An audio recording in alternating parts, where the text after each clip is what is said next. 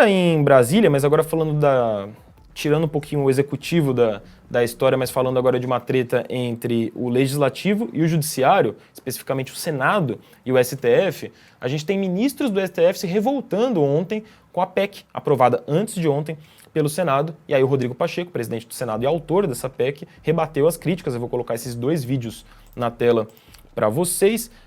Só contextualizando, né? O Senado aprovou ontem aquela... Deixa eu até pausar aqui, mas na sequência vai ser esse vídeo que a gente vai colocar aqui para vocês.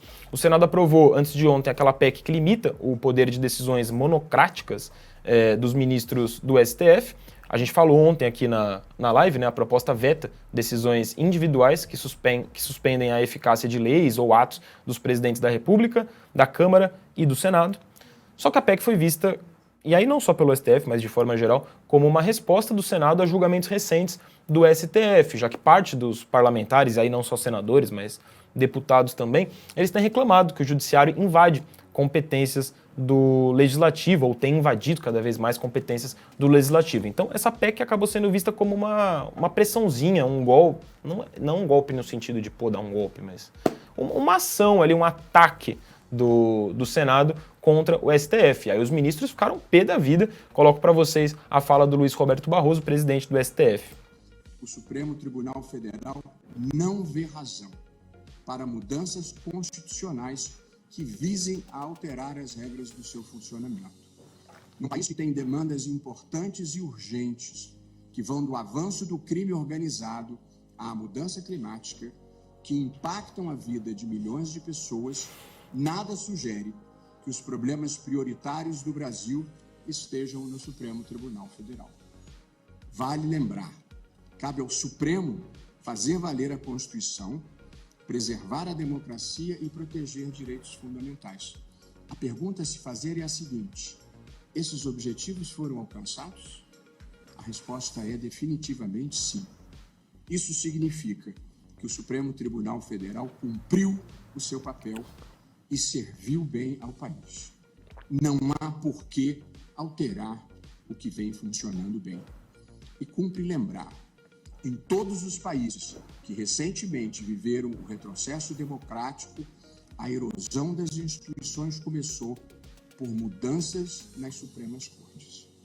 Os antecedentes não são bons. O Barroso dá uma subida no tom, né, para criticar essa PEC do Senado, sugerindo que há um início de um golpe do Senado contra o STF.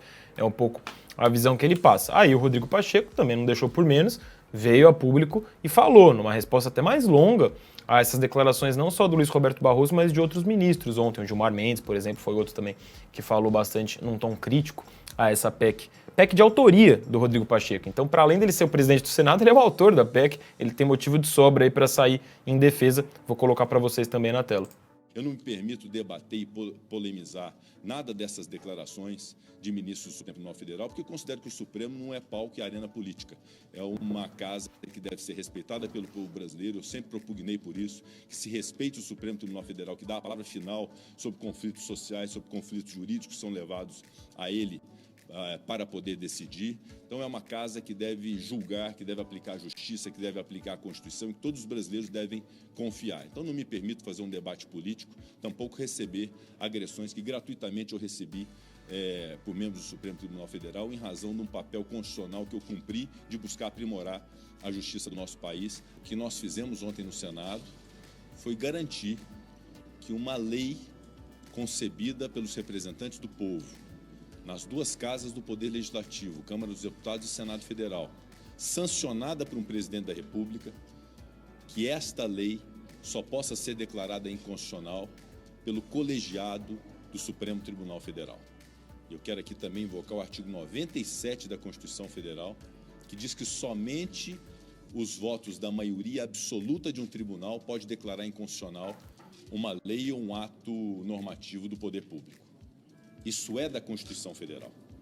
E nós não podemos admitir que a individualidade de um ministro do Supremo Tribunal Federal declare inconstitucional uma lei sem a colegialidade do Supremo Tribunal Federal. Portanto, eu não admito que se queira politizar e gerar um problema institucional em torno de um tema que foi debatido com a maior clareza possível que não constitui nenhum tipo de enfrentamento, nenhum tipo de retaliação, e nós jamais nos permitiríamos a fazer isso, porque é algo puramente técnico de aprimoramento da justiça do nosso país, que vai ao encontro de um princípio constitucional que deveria ser aplicado no Brasil e que não é.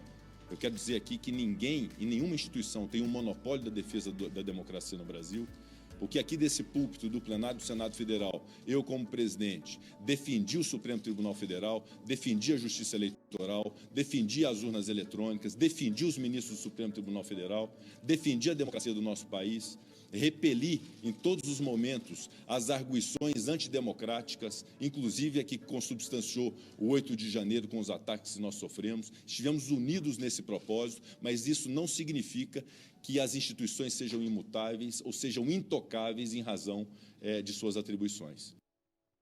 Fala dura aí do Rodrigo Pacheco, né? E aí tá claro que há um racha hoje entre, principalmente o Senado, mas dá para colocar a Câmara no balaio, e o STF, né? São casas que não se batem muito bem, não se bicam muito bem aí atualmente.